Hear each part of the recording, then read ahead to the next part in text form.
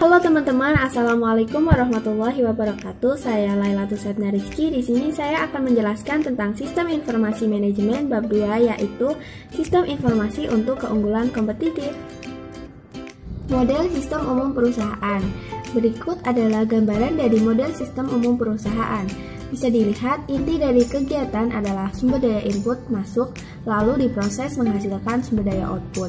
Nah, dalam prosesnya sendiri terdapat standar, manajemen, dan informasi data. Saya akan menjelaskan aliran sumber daya fisik. Di sini terdapat pegawai yang dipekerjakan perusahaan untuk mengolah bahan baku menjadi barang jadi yang akan dijual pada konsumen. Mesin di sini digunakan untuk proses produksi yang mana akan selalu diperbarui. Selanjutnya, terdapat juga penerimaan dan pengeluaran uang. Sumber daya fisik ini digunakan untuk menghasilkan produk dan jasa. Selanjutnya ada aliran sumber daya virtual meliputi data, informasi, dan informasi dalam bentuk keputusan. Selanjutnya yaitu mekanisme pengendalian perusahaan. Yang pertama adalah standar kinerja yang harus dipatuhi perusahaan untuk mencapai tujuannya. Yang kedua yaitu manajemen perusahaan, dan yang ketiga adalah pemrosesan transaksi dari data menjadi informasi yang berguna. Lingkaran umpan balik atau feedback loop yang terdiri atas sumber daya virtual. Di sini terdapat data yang diproses melalui pemroses informasi dan menjadi informasi. Informasi ini diberikan kepada manajer guna pengambilan keputusan. Nah, dalam mengambil keputusan ini, manajer dipandu standar kinerja perusahaan. Standar kinerja juga digunakan untuk memproses informasi. Perusahaan di dalam lingkungannya. Sebuah perusahaan didirikan untuk memenuhi kebutuhan barang dan jasa di lingkungannya. Dan sebaliknya, perusahaan tidak akan berfungsi tanpa support dari lingkungan. Nah, di sini unsur-unsur lingkungan yaitu organisasi dan individu yang berada di luar perusahaan dan memiliki pengaruh langsung atau tidak langsung atas perusahaan. Unsur-unsur lingkungan ini terdapat dalam suatu masyarakat atau society. Di dalam masyarakat ini terdapat 8 unsur lingkungan. Yang pertama yaitu pemerintah, komunitas global, pelanggan, pesaing, pemegang saham atau pemilik, serikat pekerja, pemasok, dan komunitas keuangan. Aliran sumber daya lingkungan, maksudnya itu perusahaan terhubung dengan unsur-unsur lingkungan. Nah, ada aliran yang umum terjadi, misalnya aliran informasi dari pelanggan, aliran bahan baku kepada pelanggan, dan aliran bahan baku dari pemasok. Sedangkan aliran yang jarang terjadi yaitu aliran uang dari pemerintah, aliran retur kepada pemasok, dan aliran pegawai kepada pesaing. Ada juga aliran sumber daya yang tidak terjadi meliputi mesin yang tidak mengalir ke pemegang saham dan uang yang tidak mengalir ke pesaing. Sedangkan sumber daya yang mengalir ke seluruh unsur yaitu informasi.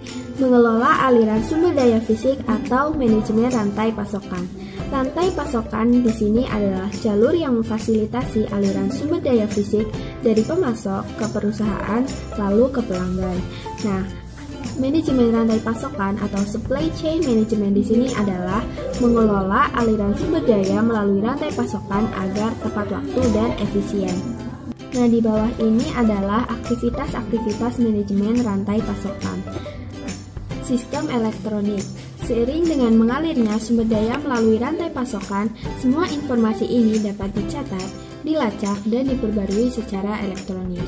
Nah, data diinput melalui keyboard, pemindai kode batang, atau frekuensi radio.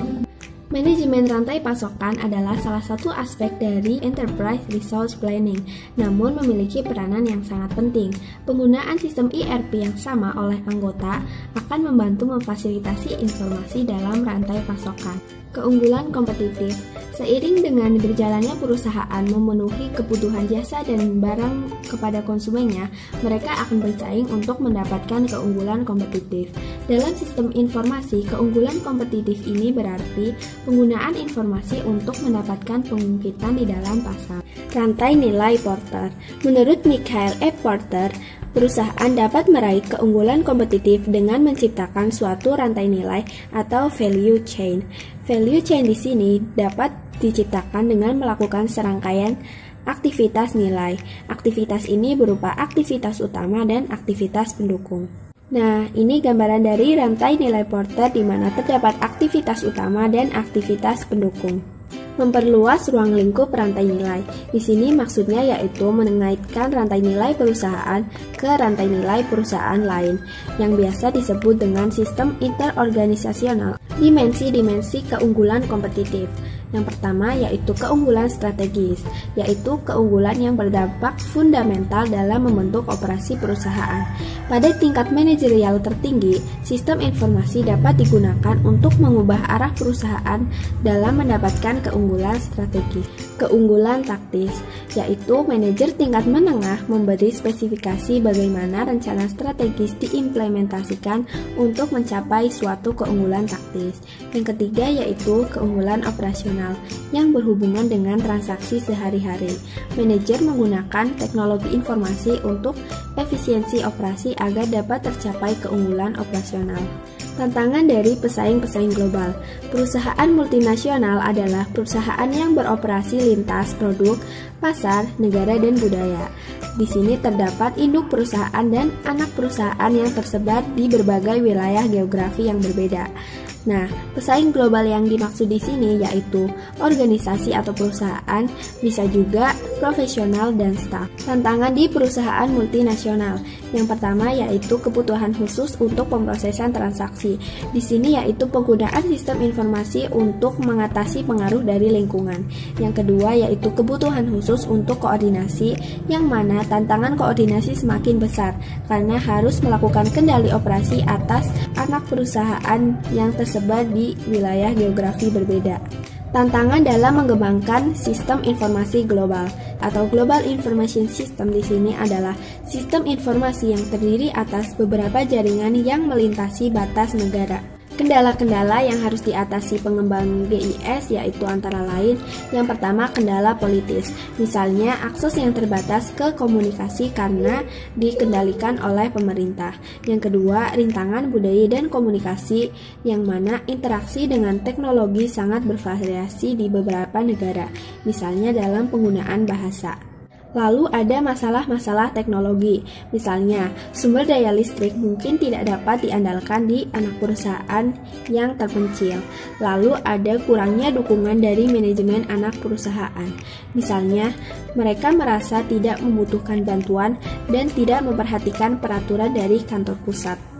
Manajemen pengetahuan yang meliputi aktivitas mengakuisisi data, memproses data menjadi informasi, menggunakan dan mengomunikasikan informasi dengan cara yang paling efektif, serta menghapus informasi dalam waktu yang tepat. Dimensi informasi. Yang pertama, relevansi informasi tersebut yang berhubungan dengan masalah yang dihadapi. Yang kedua, akurasi, yaitu seluruh informasi harus akurat. Yang ketiga, ketepatan waktu. Hendaknya informasi tersedia untuk pengambilan keputusan. Yang terakhir, kelengkapan. Informasi harus lengkap atas suatu masalah tertentu dan solusinya. Sifat manajemen pengetahuan yang berubah-ubah. Pada mulanya, terdapat sistem informasi warisan, yaitu berupa teks dan angka yang tidak tersedia dalam format digital dan hanya tersedia dalam cetakan kertas. Kemudian pada perkembangan selanjutnya terdapat manajemen gambar, yaitu foto-foto digital dari cetakan yang dapat disimpan sebagai file-file komputer. Berikut adalah format-format umum manajemen gambar. Perencanaan strategis untuk sumber daya informasi. Dalam perencanaan strategis ini terdapat beberapa yang memiliki peran penting, yaitu yang pertama Chief Information Officer dan Chief Technology Officer, yaitu manajer tingkat tinggi di layanan informasi. Yang kedua yaitu perencanaan strategis bagi perusahaan, yaitu komite eksekutif yang akan bertanggung jawab. Selanjutnya yaitu rencana strategis untuk area bisnis, di mana masing-masing area bisnis ada kebutuhan mengembangkan rencana strategisnya sendiri. Area-area bisnis tersebut bekerja sama untuk mengembangkan sebuah rencana strategis. Ini adalah gambaran dari perencanaan strategis untuk sumber daya informasi yang mana saling berpengaruh. Yang terakhir adalah kerangka dasar bagi rencana strategis sumber daya informasi. Nah, di sini terdapat tujuan sistem pemrosesan transaksi, tujuan sistem informasi manajemen, tujuan DSS, dan tujuan kantor virtual.